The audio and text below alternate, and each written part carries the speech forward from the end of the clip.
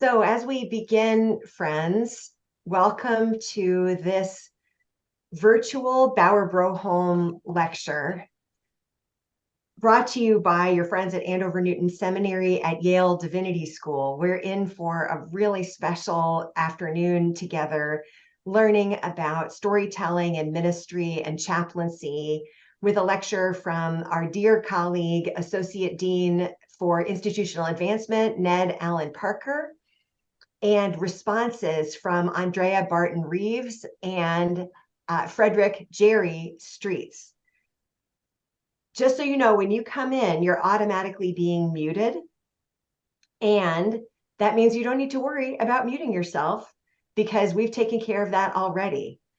We can invite you to unmute, and we also will give you instructions for how to manage your questions as they might come up during the lecture. But without further ado, let's take a moment for a word of opening prayer. Holy One, we give you thanks that you call us to learn and to serve through sharing our learning. With this Bauer Broholm lecture this evening, open our minds and open our hearts to the way in which you're working through our lives and working through this world, guiding us into the future that we know as love. Thank you for love incarnate, as I know in Jesus Christ, in whose name I pray. Amen. Everyone, welcome to this 2023 Bauer Broholm lecture.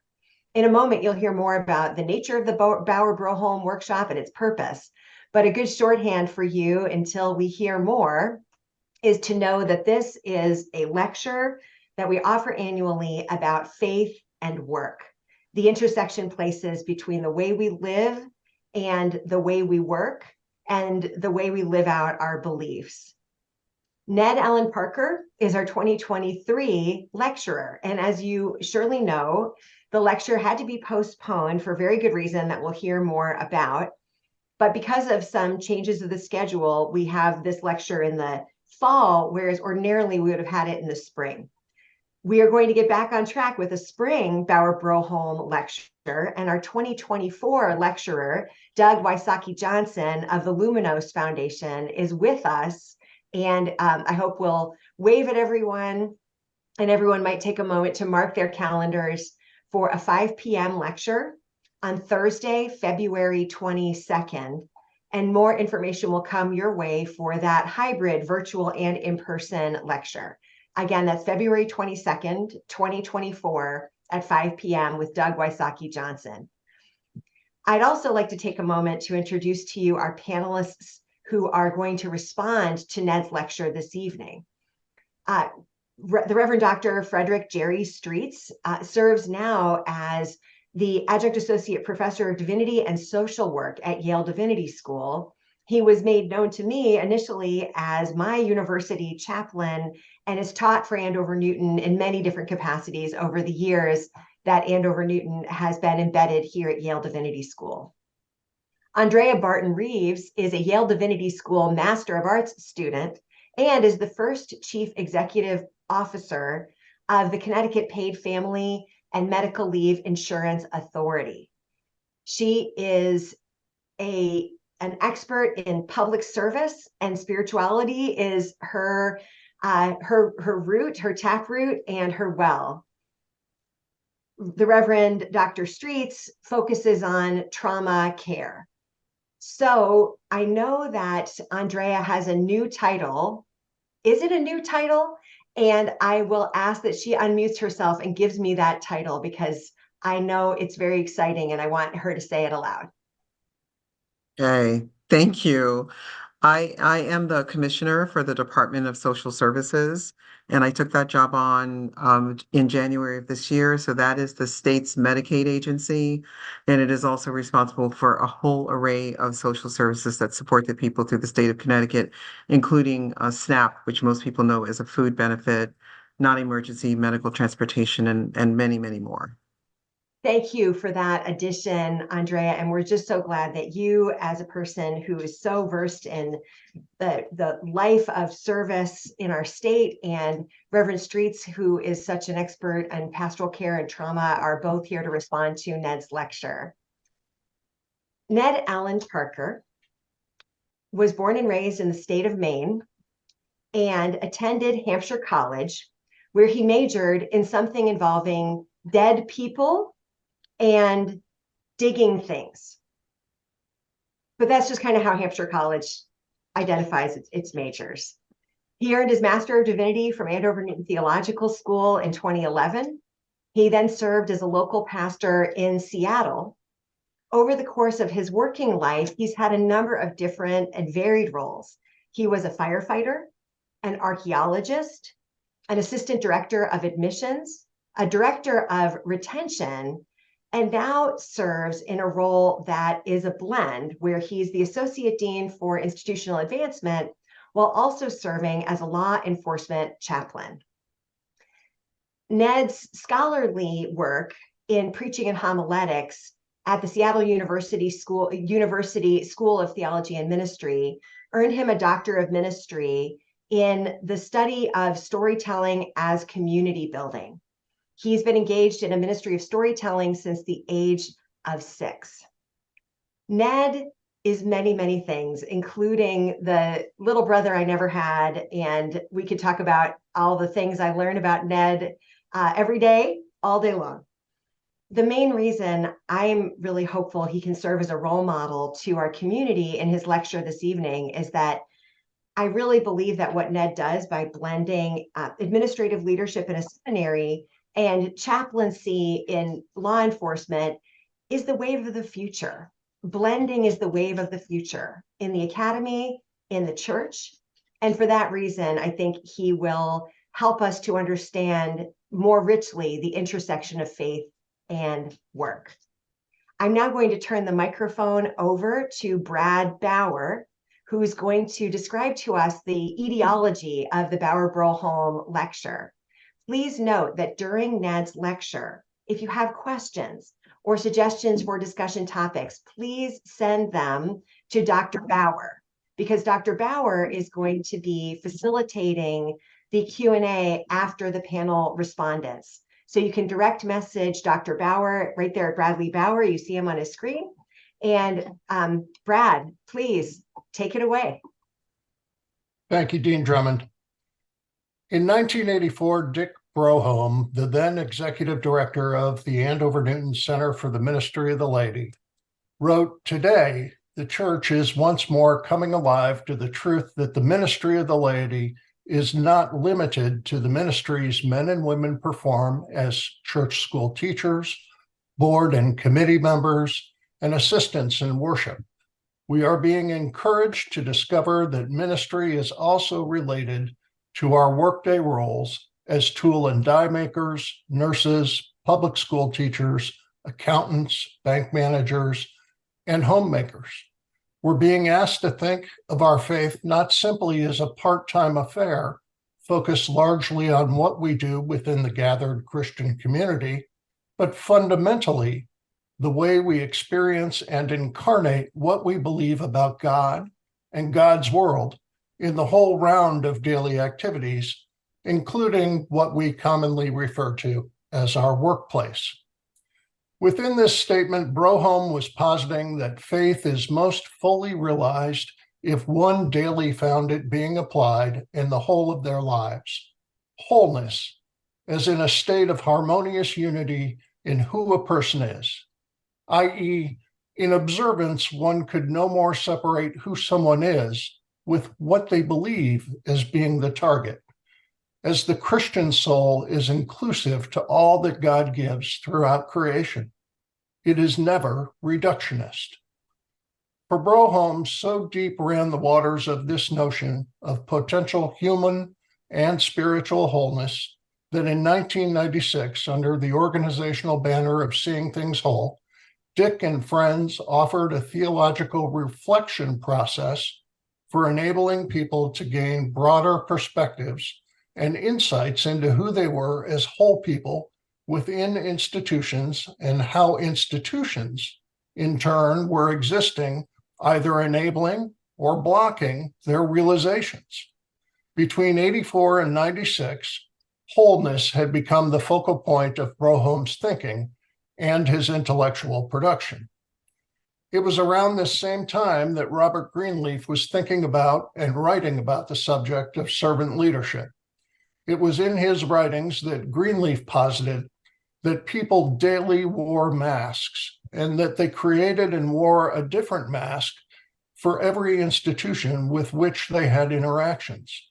He understood that within humanity, the search for power, control, and social recognition often compelled people to remake themselves or excessively adapt their ideas to those which others gave value to or relevance, thus dismissing their underlying purpose and sense of self. They became that which they were not genuinely as a means of selling themselves to the world. In taking this approach, many adopted a worldview in which life becomes segmented, an approach which works directly against their heart's desire for greater inclusion and ultimate wholeness. Unfortunately, the acts and practices of masking can escalate, and as they do, they can leave people feeling isolated or fearful of showing their true selves, so fearful that they actually lose touch with their core values, a phenomenon, as the Reverend Dr. James Forbes of Riverside Baptist Church put it in 2011 in Marquand Chapel. They take upon themselves a depression of the spirit, a depression characterized by a spirit of victimization, a sense of hopelessness, powerlessness locked in negating circumstances with no exit, convinced that one's claims to the good life will always be considered invalid. In conclusion, Forbes expounded that people do want to be made whole, but that their response was often hidden and must therefore be drawn out. Malignant in its nature today, in a world of broken and segregated pieces, in a world where institutional relationships are becoming more and more misaligned between the objectives of humanity as compared to the capitalistic objectives of a venture, in a world where wholeness seems little, if ever, found, people are thirsting from the depths of their dry bones ever more deeply for wholeness in themselves and in how they exist in the world. People today want to be radically authentic, and they want to use that authenticity to more fully embrace and integrate their broader value set. They want to live in a world where they're seen as being part of a larger story, and that within that role, they are fully appreciated for the whole of who they are. Spiritually, they desire to bridge the Sunday to Monday gap in their lives. In the midst of a society with crumbling social infrastructure, the very spaces and places that have traditionally helped people to find wholeness. Unfortunately, fewer and fewer communities of faith and fewer leaders exist who might prioritize the valuing, teaching, and mentoring of tools and practices that lead to deeper self-knowing and wholeness. Since the beginning, the essentials of tribal knowledge have been passed down at a communal level from generation to generation by way of story. This is the legacy of humanity's oral tradition.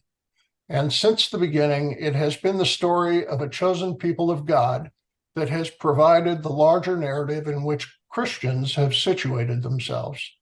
But in order to find a deeper fullness collectively, the Christian journey has also emphasized the personal journey as being intertwined with the communal journey. On a personal level, one's story of understanding who they are is a reflective of their cumulative faith formation through the years as folded within the identity of who they know themselves to be. And it was Dick's belief that it was through this path of integration that a greater personal and spiritual wholeness might be found.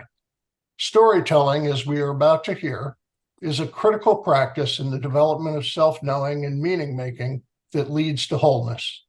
As opposed to the calculus of deductive reasoning, story develops in us our heart song, more deeply humanizing as opposed to commoditizing our understandings of ourselves.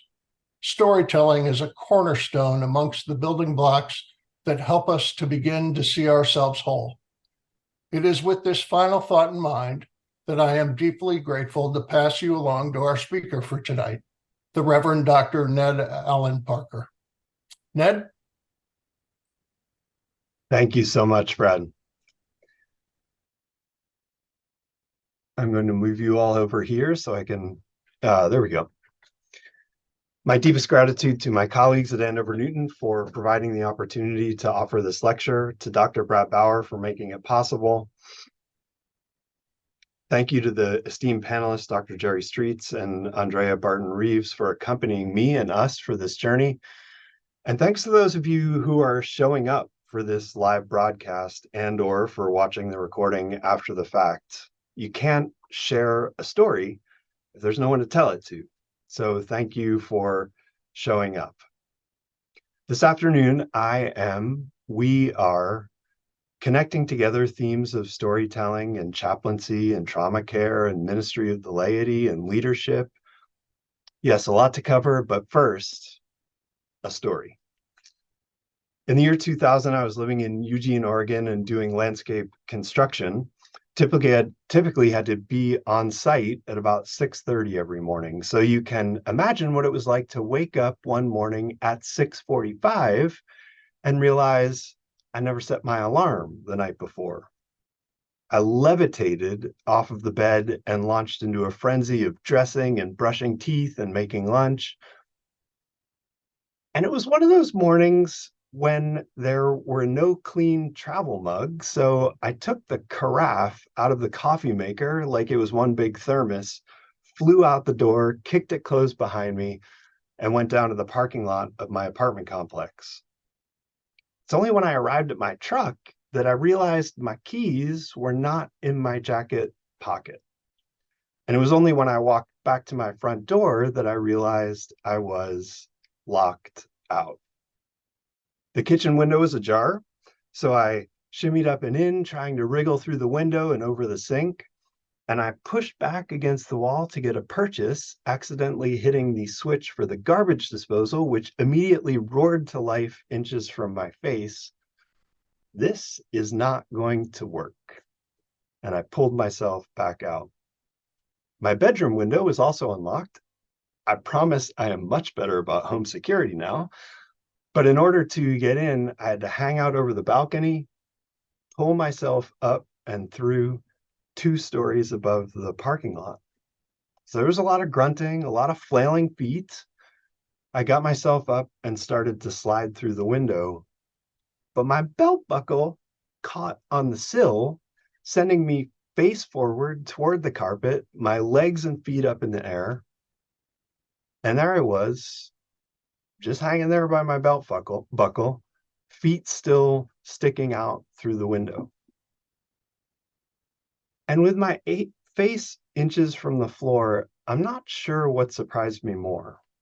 The fact that I was literally turned upside down by my efforts, or the sound of my keys falling out of my pants pocket and landing on the floor next to my head. You see, I had the keys to unlock that door all along. My hope isn't necessarily that we learn something new or earth-shattering today, but instead, I hope we remember that something unlocks deep in the recesses of our mind, or that something we already know is reinforced. In their book, Storytelling, Process and Practice, the authors write, quote, "Story is a structural abstraction, perhaps built into human memory, a primary organizer of information and ideas, the soul of a culture, the mythic and metaphoric consciousness of a people. It's a prehistoric and historic thread of human awareness, a way in which we might know, remember, and understand," end quote.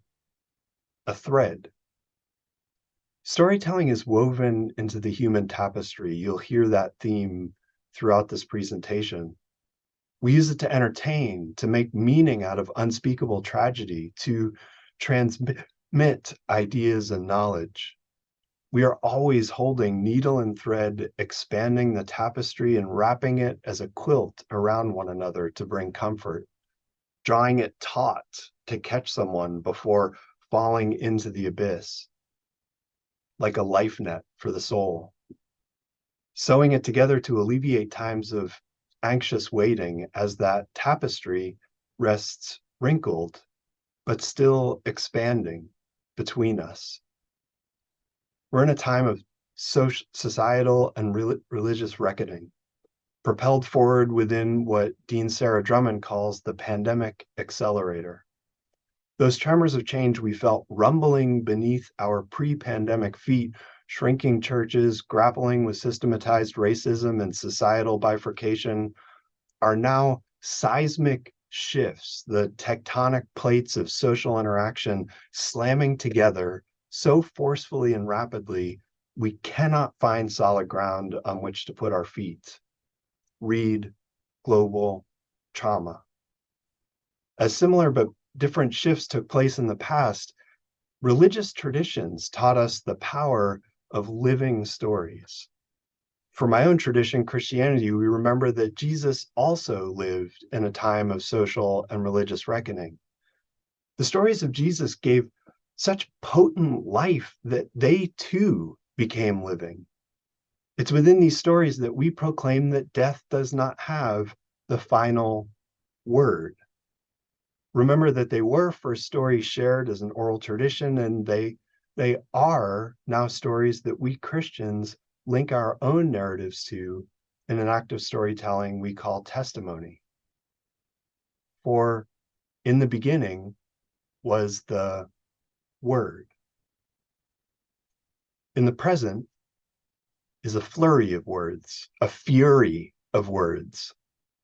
In this world that moves at the speed of Twitter or, unfortunately, X, we can create stories as fast as we want, building them in echo chambers and only extracting from others those sound bites that confirm our own biases. Pulling short form stories from the ether and organizing snips that affirm our own preferences, our own prejudices, is like stapling Post-it notes together to make a blanket. Not as aesthetically pleasing, comforting, or snuggly as a tapestry, as a quilt, but instead a blanket that quickly deteriorates and the pulp of which slowly suffocates. The shared story, both shared as in the story held in common and or the story transmitted, the shared story holds power to transform, bring together, be vulnerable, embrace, heal, empower. The shared story becomes an antidote to those seismic fractures.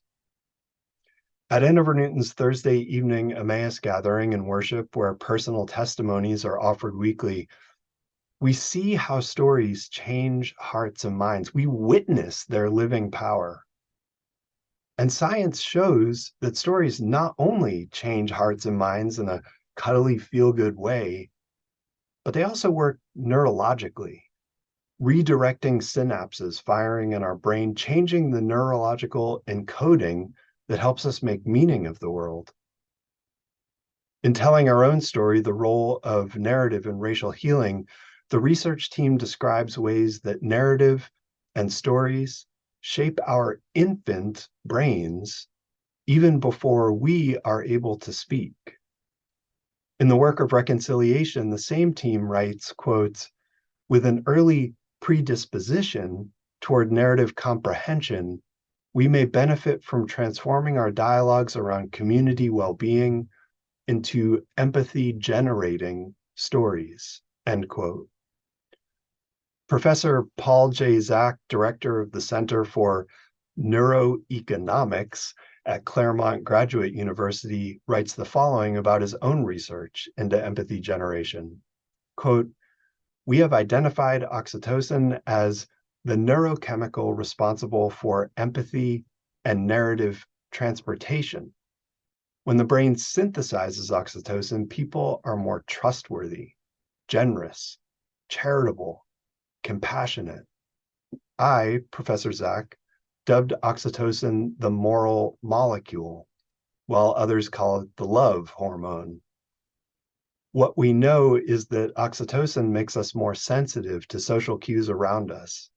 In many situations, social cues motivate us to engage to help others, particularly if the other person seems to need our help, end quote. Science, history, faith traditions all agree that storytelling changes us. This should give us pause. How often do science, history, and faith traditions all agree on anything? Stories change us, but stories only change us when we pay attention. May Sarton, a poet who resided in my home state of Maine, writes, quote, "We cannot hear each other. Truth gets lost. Lack of rapport has damaged the whole range of what we might redeem that pain has cost," end quote. We cannot hear each other. The way I see it, the key to the future isn't necessarily about telling more stories. In fact, we have developed myriad tools and platforms for storytelling. As May Sarton indicates in her poem, I think the key is remembering to listen, to hear, or to use less ableist language, remembering to be attentive to. Earlier, I mentioned Andover Newton's Thursday evening Emmaus gathering. Shameless plug, there's an Emmaus gathering tomorrow. The Emmaus gathering took shape in Andover Newton's first year at Yale Divinity School. We had the Emmaus gathering before we had an academic program. And my own recognition of the power of Andover Newton's presence at Yale came in those early months of attending Emmaus. Testimonies not only brought our community closer and helped our community grow, but many evidenced a common thread stitching all of them together. If one was attentive to the quiet weaving of that narrative thread, it went something like this. And then one day I was sitting in Marquand after chapel ended. Sarah Drummond sat down next to me and asked, "So what's your story?" It was the first time I was asked that question, and I found myself opening up, my story spilling over, and Andover Newton became my community. Notice the nuance. She asked me, "What's your story?" Sharing testimony has the capacity to transform the one paying attention. Yes, the neuroscience of empathy generation shows this. And when it's safe, and one feels that they are receiving attention, sharing testimony, personal narrative, your story also transforms you, the one telling the story. Sure, if done in a void, creating a story, creating narrative, may still help us to order things. It may help us process by meaning making for ourselves. But hearts and minds are not transformed unless the sharing is paired with attention to that sharing, Writer and educator Margaret Wheatley often reflects on a t-shirt she purchased at a conference that reads, "You can't hate someone whose story you know." Desmond Tutu is credited with saying, "If you want to make peace, don't talk to your friend, listen to your enemy." These are powerful, potent quotes. And in order to know someone's story, we have to be actively attentive to. Sole responsibility, the burden of courage, doesn't just rest on the storyteller to tell their story, to be vulnerable. The burden of attentiveness and empathy also rests on the one receiving the story. In a way, I understand this to be the ministry of presence. It's practiced intentionally by some, practiced unaware by many. It happens formally with first responders in what is called critical incident stress debriefing, formally by chaplains in clinical settings. It also happens informally, even by accident, in work settings, among friends, and in social interactions. The Harvard Business Review publishes studies showing that employees are more productive and less likely to burn out when they feel heard by their supervisors. In her book, The Invisible Kingdom, Reimagining Chronic Illness, Megan O'Rourke notes studies showing that patients who experience chronic pain and fatigue demonstrate symptom relief when they feel heard by their physicians. As we navigate a post-isolation world into which the pandemic accelerator has thrust us, working toward reconciliation, belonging, peace, where individuals are and feel cherished, and the great multiplicity of stories are safe to be told, we learn how storytelling and story attentiveness will continue to create space for the future of ministry in whatever form that ministry takes. Now, social conditioning, particularly social conditioning of the last few decades, has devalued narrative story. To live into a bold vision of the future, there is something to be learned from the role of chaplaincy and to be recognized in the diversity of forms that chaplaincy has taken. Healthcare, sports chaplaincy, business, corporate, protest, military, psychedelic chaplaincy, nonprofit, prison. Chaplaincy is taking shape in so many forms that we should be paying attention to that. Matt Sanders, first a chaplain in a youth detention center and then a hospital chaplain, calls chaplaincy the ministry of humanization. He writes, quote, "If chaplaincy or anything for that matter is not contributing to humanization, it's just a noisy gong or a clanging cymbal. By truly seeing another, we contribute to humanization," end quote. Now note the context of this piece of scripture. Chaplain Sanders calls out 1 Corinthians 13. "If I speak in the tongues of people or of angels, but do not have love, I'm only a resounding gong or a clanging cymbal. If I have the gift of prophecy and can fathom all mysteries and all knowledge, and if I have a faith that can move mountains, but don't have love, I'm nothing." Begin in love and resist the urge to be a resounding gong or clanging cymbal. When I responded to Lewiston, Maine to serve as a chaplain in the wake of the mass shooting that happened there 5 weeks ago, I myself was disoriented. Maine is my home state, and I have family and friends who were in lockdown while officials were searching for the shooter. It is a state, and these are communities that I know well and love deeply. And this wasn't about me. I needed to be attentive to those making sense out of something that makes no sense. Something no one should ever have to witness. I said very little, allowing silent moments to remain silent.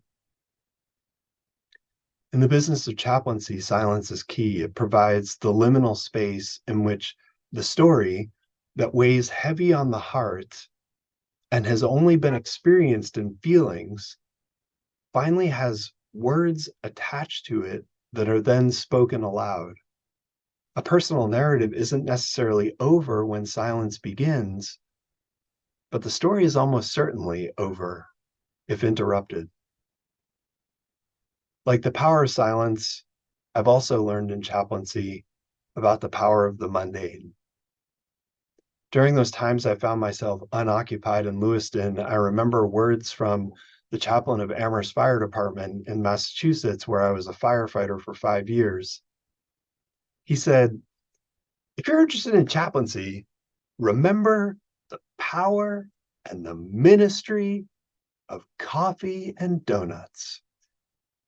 If we deliver coffee and donuts or whatever's on hand without expectation, without agenda, dawning, non-anxious yet attentive presence, then trust begins to manifest because you're showing up.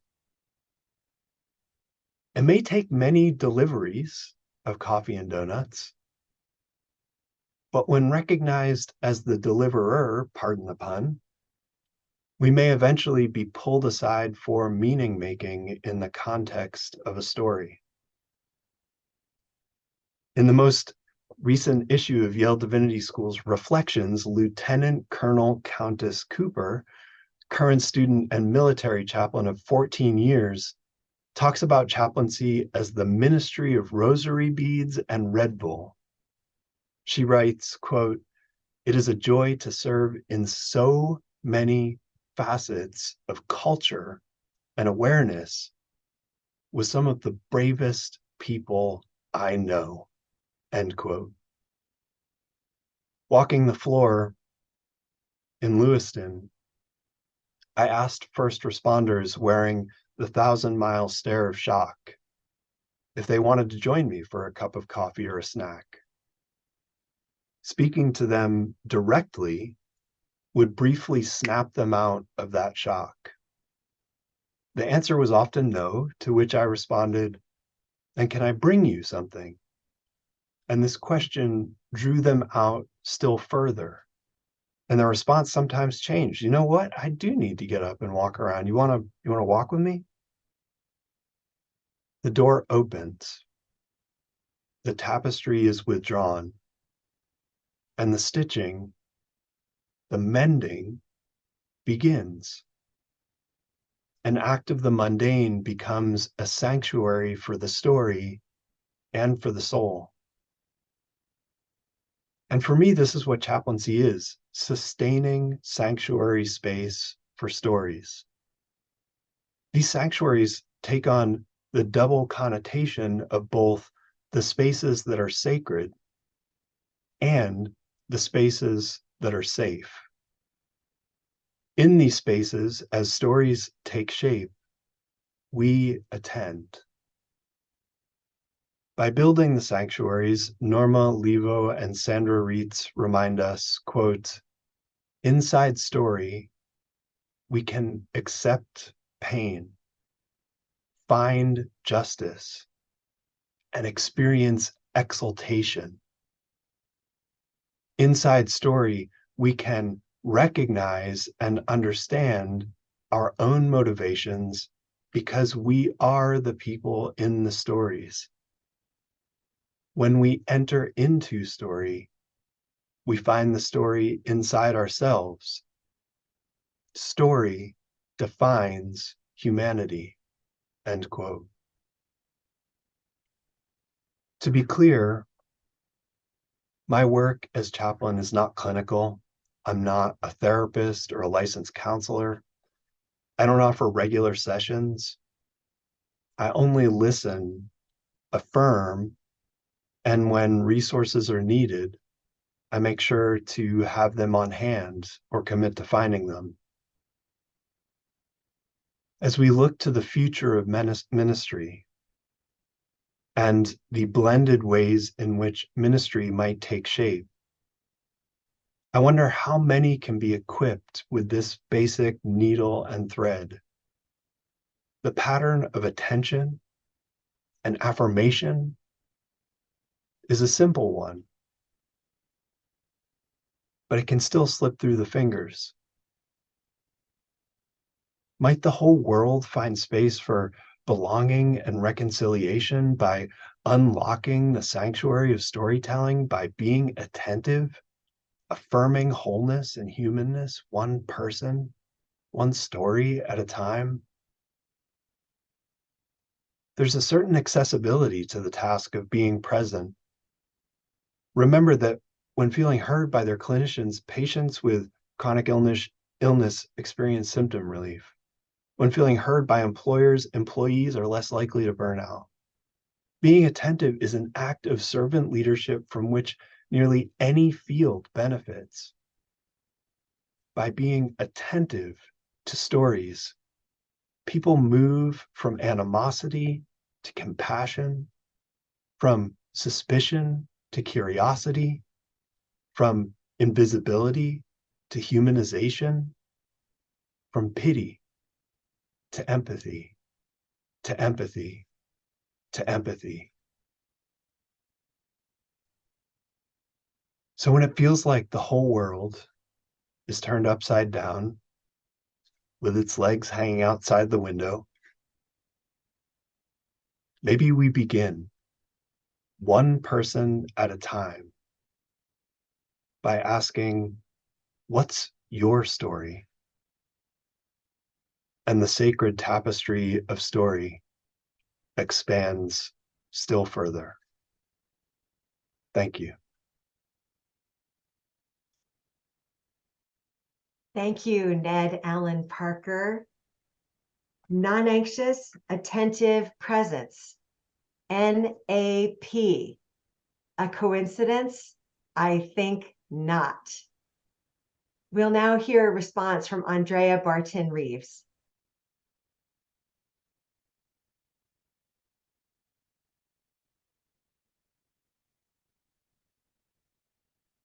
Right. Thank you, Ned. That was really so beautiful and moving. I want to, really thank you and appreciate all that you've expressed. And I do have a few things that I'd like to share around stories in response to what you've shared with us tonight. So as you've raised up, the stories that we hear and tell about ourselves, they weave us together and they ground us in our history. They actually create a sense of identity, which is so important for all of us to know and understand. Those of us without our stories often feel ungrounded, we feel unmoored, and we are in this constant search to figure out who we are, not just to ourselves and to our families, but who we are in relation to the world. And our stories allow us to do that. So the gaps that stories fill are often gaps of identity, and it's no mistake that children often ask to be told a story. Sometimes it is, in fact, a ruse to avoid a bedtime, but often it is a sense of getting connected to the person who's telling them the story and to understand the way that life is lived in this focus of a narrative. It's how they learn to understand and give context to their own humanity. And it starts when we are small, and it's almost a visceral, it's almost part of who we are as a human. We tell our stories, we listen to the stories of others, and it is, in fact, as you said, part of who we are. It is part of our human fabric. They fulfill our need to fill the gaps in our soul, the gaps in our own identity, and in our imagination of who we were and what we can be. They also fill the need to know every stitch of the tapestry of who we are. So, for example, in the 10 years that I spent representing children in state and probate court, I often represented children who have left their biological families and were being adopted by other families. And although they had found a safe place to land in order to grow in this family, the need for them to understand who they were and tell their story, understand who they looked like, where they came from, was almost part of their soul. So no matter how we felt that we were filling in the gaps for them by giving them a family and a place where they could grow up and have a different identity, knowing their story, their origin, their understanding of who they are was essential to understanding their humanity and their place in the world. So we've all been on a plane or a train or a bus, and the person next to us wants to tell us their story. And in some instances, there aren't any nonverbal signals that we can send, right? We can't put on enough headphones. We can't pull out a book that's big enough to say to somebody, we really don't want to talk to you. We're not really in a place where we want to hear your story. But when the story needs expression and it needs to be told, there is no stopping that person from telling you their story. So in those instances, we have a choice to make. We can either put on our headphones and pull out our 1,000-page book that signals that we don't want to have that person heard. See you, Teed. Or perhaps just at one time, we can take the opportunity to hear that person's story, because what they are saying to us is, we want to be heard. We need to be seen. I need to know that you know that I exist.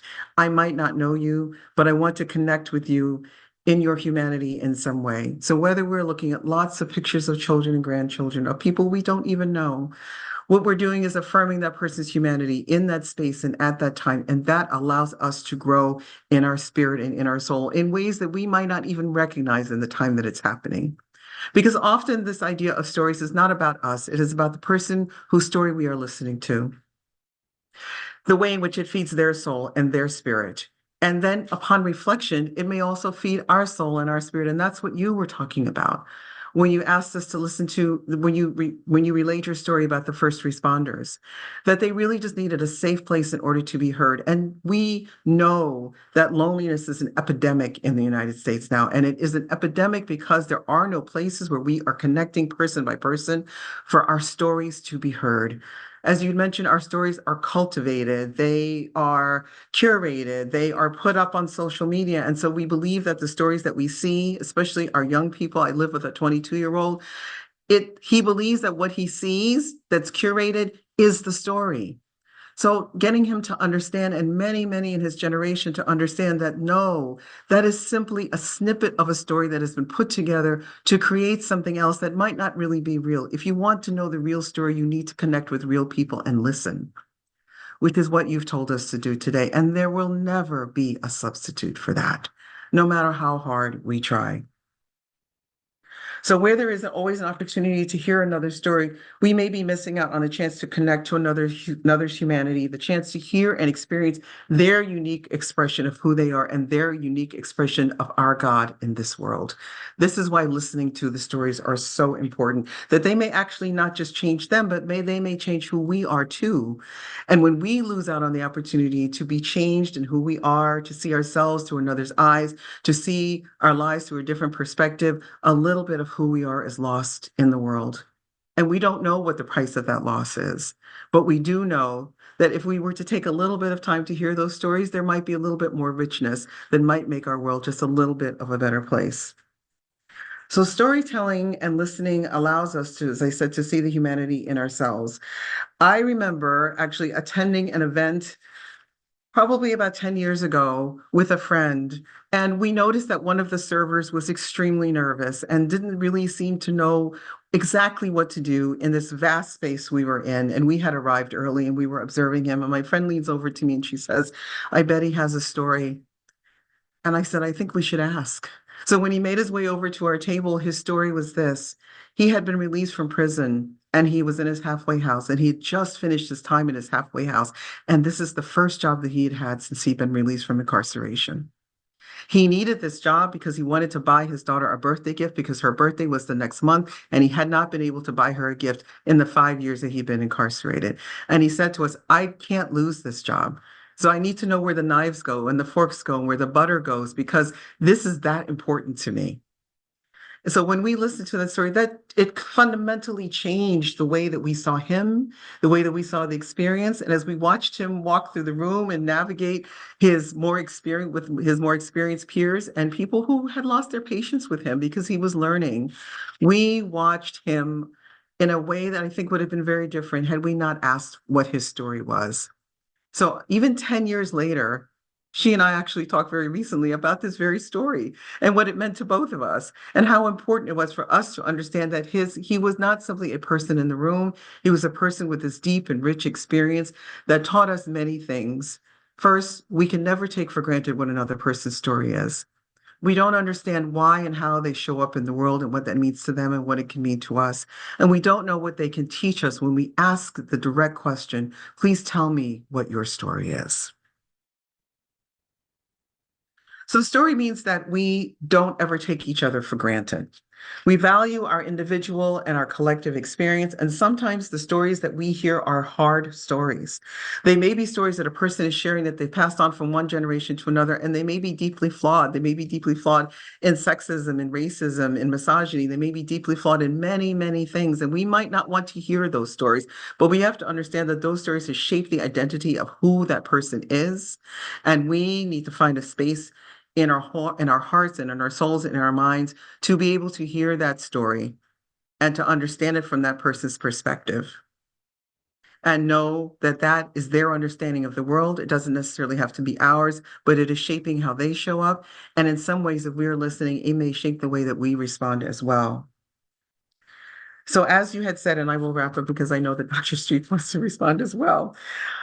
I will wrap up with what you had said, Ned, that being attentive to our stories, it does in fact move people from animosity to compassion, from suspicion to curiosity, and particularly from invisibility to welcome. And as the countries, we experience more people who are unhoused, more people who are hungry, more people who need help just to live in the space of humanity that we believe is what God wants for the people on this earth. We have to listen to the stories because for every person that exists, there is a story about who they are, who they had wished they could be, and where we fit in that narrative. So thank you so much for your incredible, incredible lecture tonight and to give me an opportunity to humbly respond to it. Thank you. Commissioner Andrea Barton Reeves of the Department of Social Services makes me want to go out and buy a Connecticut flag and a Yukon sweatshirt and a Yard Goats season pass and go crunch on a big piece of nutmeg and go get quarters that are covered with oak trees. I love Connecticut, and now I have a new number one reason why. I feel honored to live in a state being cared for by a person of your caliber of integrity and wisdom, Andrea. Thank you for your response. Now to Reverend Jerry Streets.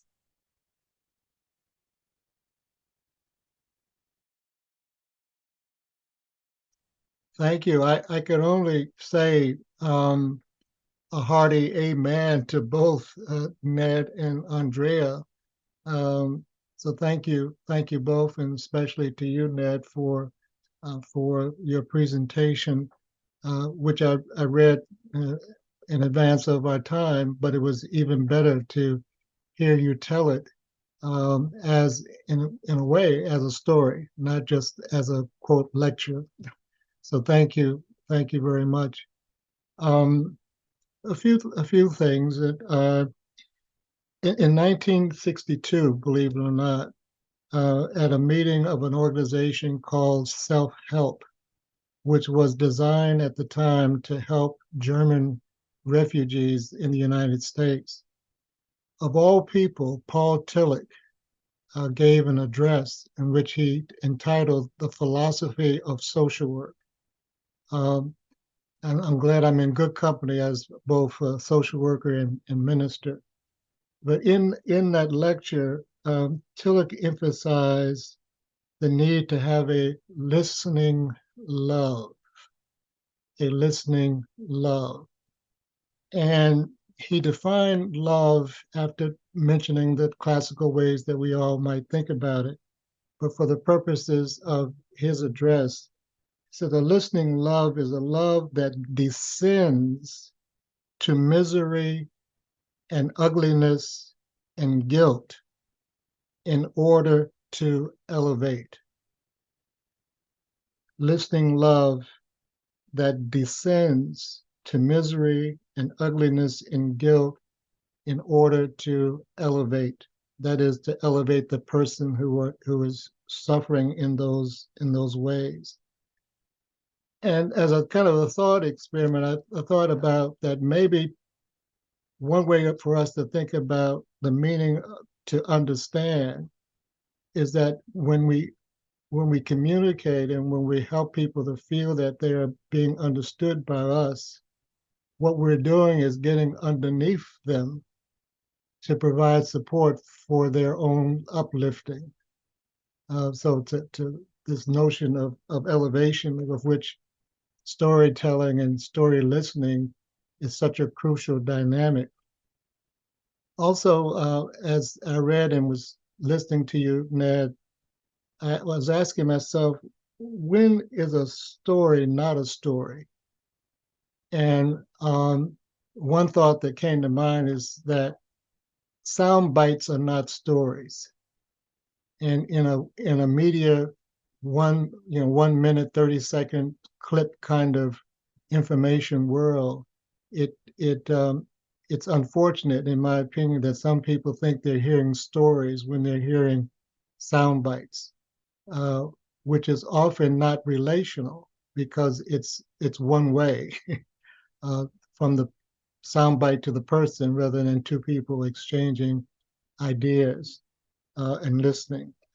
Because listening, when we do it well, I think, or at least with integrity, involves all of our senses. It's creating that a safe atmosphere, which you mentioned, that whereby we are hearing the story with all of our senses, our sight, the body, feeling, taste, all of the five senses, and there might be seven senses, but whatever those multiple senses might be, at least the five is engaged in that.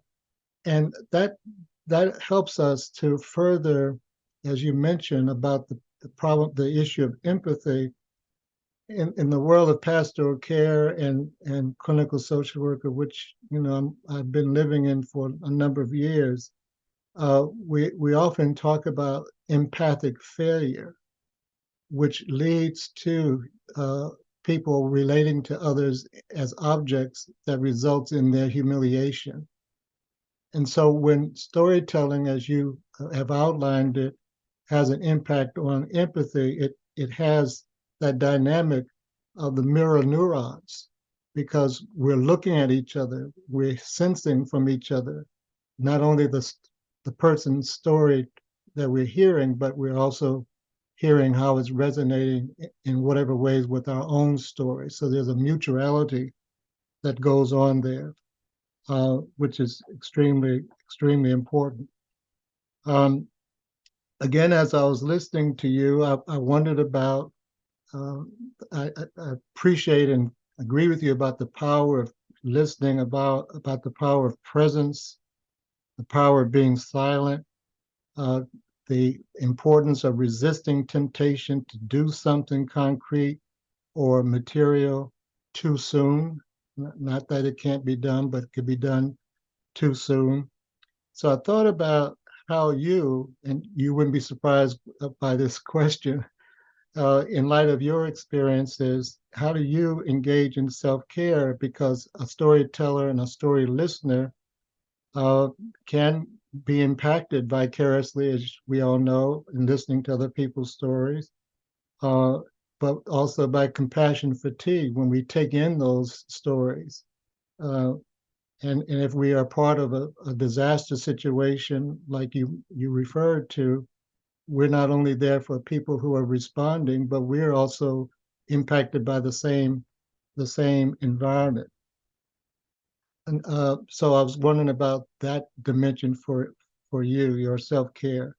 The other thought I had about is some of the ethical questions that get raised for me when I'm listening to the stories of perpetrators. That yes, one is to see the humanity of that person, but how do you help people to take responsibility and to be accountable for their actions, even if you have a way of understanding why a person may have acted the way that they did? The understanding is not to excuse them or to relieve them of responsibility. So how in being with people who either confess or identified as perpetrators, telling us their story that makes a lot of sense about how they are now engaging in the world and how they may have done something awful to someone else, can still be, how does one engage that story listening and storytelling in such a way to, as Tillich said, to still elevate them up from their own guilt, their own sense of misery, or their own sense of suffering.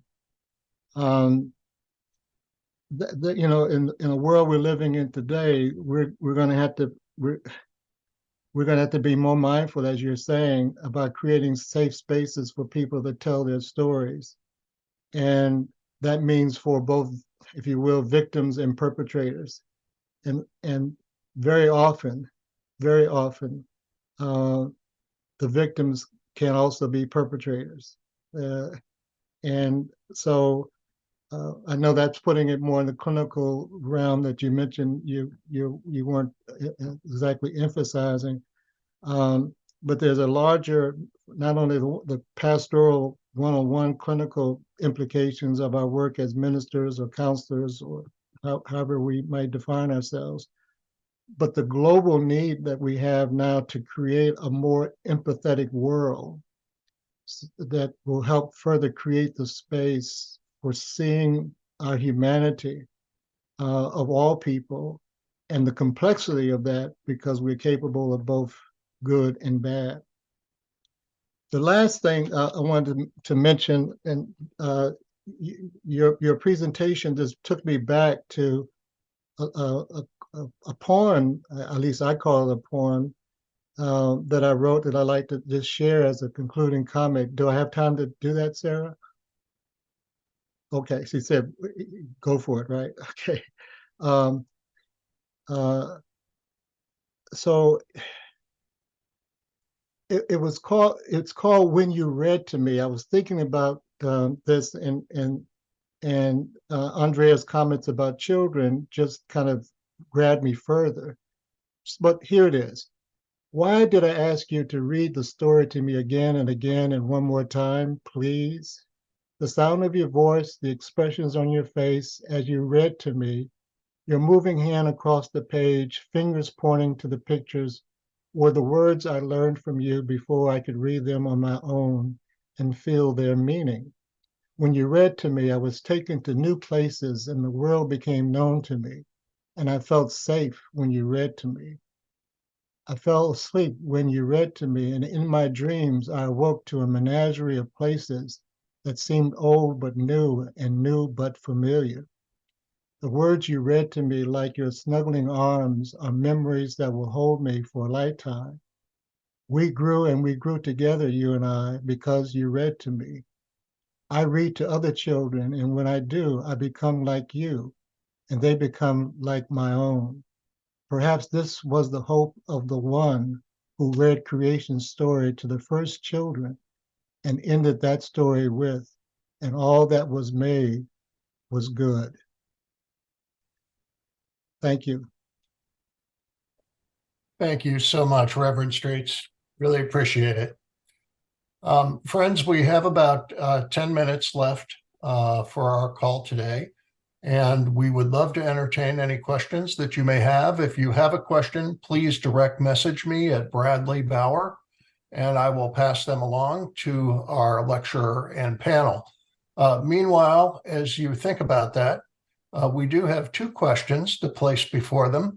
One is for all three of you, which reads, theological education places a heavy emphasis on teaching future ministers to explain stuff. Can attentive presence be taught, and can it be learned? And secondly, Ned, we have a question that goes directly to you, which deals with how you manage your self-care with respect to compassion fatigue. So take it away. Anybody like to go first? Andrea. I'll take the question about what can be taught versus learned. I think you can teach anyone. The learning is always about willingness. So it's really about a person's ability to be receptive to what is being taught. There are, I think if you're teaching it in a way that isn't necessarily always challenging that person's fundamental understanding of who they are and asking that to change significantly in a short period of time, then sometimes you can find some willingness for that person to learn. But it does take time. And this I think is really the crux of what happens in your theological education. And it's why it takes 2 years and 3 years and 4 years, and it can take much longer because the way that we learn is more evolutionary. It's not necessarily the way that our educational system works, but I do believe that it can be taught, and I do believe that if you're willing, you in fact can learn. I agree, one can learn, and the value of learning how to be attentive has to be one that's celebrated and held up by institutions of higher education, particularly theological education. Yeah, one of the things we talk a lot about at Andover Newton is how transparency teaches. And it stands out to me that for some of those people that offered their testimony that I mentioned, that part of their testimony was Sarah asking them, so what's your story? That for some of them, they were sharing that testimony a year after that experience, and it stuck with them. So just to add to the comments you've already shared, I think holding on to that notion of transparency teaching is really vital in this conversation. When it comes to the self-care question, in the particular context that I was talking about in Maine, as I mentioned, I grew up in the state, and I had a lot of friends right around the Lewiston, Auburn area. And so during the day, I was listening to very difficult stories, very difficult meaning making, searching with words. And I was able to, in this particular instance, balance the stories that I was hearing, because in the morning and at night, I was laughing myself to tears because I was reminiscing with old friends. So the stories that I was taking, it was kind of a balance of stories that I was taking in. And it felt like it really, the laughing at night really offset the tears shed during the day. Not at all downplaying those difficult stories that were heard, but there was just opportunity for me, people that I hadn't seen in 4 years, but still kept in touch with over Facebook or phone calls or whatever, able to spend first time in years with them. And so the stories just kind of, of course, they were stories we'd told 100 times, and the fish always get bigger, right? But the laughter was healing. That comment to me illustrates the importance of the work you're doing, and others like Andrea and other chaplains, of not being alone, having a community, having a cohort of people that you feel supported by and can also give support to. Yeah, thanks. Brad, other questions that have come through? Well, I would ask a question if you're up for it. My question would be, in a pastoral setting, are we in an era where it is more and more difficult to find congregants who identify themselves as being part of a larger story? And what effect does that have in the faith formation of the community that we're trying to shape in the local church?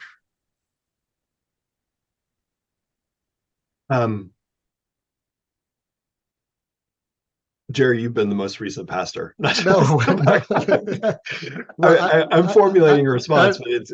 I find the challenge is the fact that we're being told so many different narratives and stories, some of which are, in my opinion, not healthy, and people are struggling with trying to figure out what is the story or the stories that will shape them, because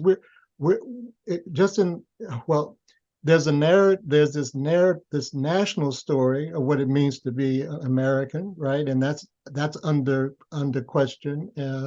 Then there's stories about what it means for people to be whoever they understand themselves to be ethnically, sexual identity, politically. We can go down the list of adjectives. All those adjectives connoting different stories and about what it means to be who we are. And people need help to figure out what their real narrative is and how it is life-giving rather than life dividing and life destroying. Yeah, I thank you, Jerry. I remember so I was a pastor of a church. For those of you who don't know, I pastored a church. I was one of 5 pastors at a church in Seattle, Washington for 7 years. And Sarah, I know we're about to wrap up, so I'll be very quick. But my practice. And also, I need you to unmute Andrea. Oh, unmute. Oh, sorry. Andrea, can you unmute? Okay. Yes, I can now. Thank you. Sure. My practice in preaching was to always have some narrative piece in my sermons, and often the narrative piece revolved around the town that I grew up in Maine, Port Clyde. And they were my formative years growing up in the back of a fishing boat or working at the general store. And I did a lot of meaning making in front of the church in the form of sermons by talking about those early experiences. In my last sermon at Seattle, I said something to the effect of, I know I tell all of you stories about Port Clyde as a way of making meaning in my sermons, but that's never the case when I'm out and about. The stories that I talk about are the stories that we create here, that I hope you're all linking your own stories to. And it was that story of the impact of the community and being part of that impact. And so, whether or not people in the congregation actually did that, I'm not sure, but my hope, my attempt was to get them to start to recognize that those stories are really important, the community's story. Thank you, Dan. Andrea, we have 1 more minute if you'd like to chime in. I did. It's so difficult now to be able to build a community because it has so many different definitions, and so many people feel as if it's just hard to really understand what community means to them and to find a place where they can connect with someone without judgment. That's what I'm finding, especially among younger people. And, in particular, the congregation that I belong to in Hartford has a more mature membership, and they too are actually feeling fairly marginalized because they want to be in a church building and worship, and sometimes they're criticized for that. Hmm. And it's a challenge because that is how they identify and come together in a space of community. So it's a very difficult issue to deal with right now, but I think there are some solutions, but in this point in time, it's a hard thing to do. So that's what I wanted to add. So thank you. And Well, I I'd think like to also, thank I think one everyone of the, for, I'm sorry, we're right up against it, Dr. Streets. That's okay. I'd like to thank everyone for joining us tonight. I hope you have found this stimulating and thought-provoking. And we look forward to seeing you hopefully in February for the 2024 edition. And now I'd like to turn it over to Jaquan Beecham for our benediction. Jaquan? Thank you, Brad. Please receive this benediction. Beloveds, may we remember that the keys of connection and care may be right in our pockets as we suspend in this disorienting world. May we be not anxious, attentive presences to all whom we encounter. May we find the courage to listen lovingly to the stories of even our enemies or fellow Amtrak and Greyhound travelers, for we may be transformed by their story indeed. May the God of presence that meets us at the intersections of faith and work go with us now as we seek to be servant leaders in jolting and jubilant times alike. Go now in peace. Thank you, everyone. Amen. Thank you, everyone. Thank you, everyone.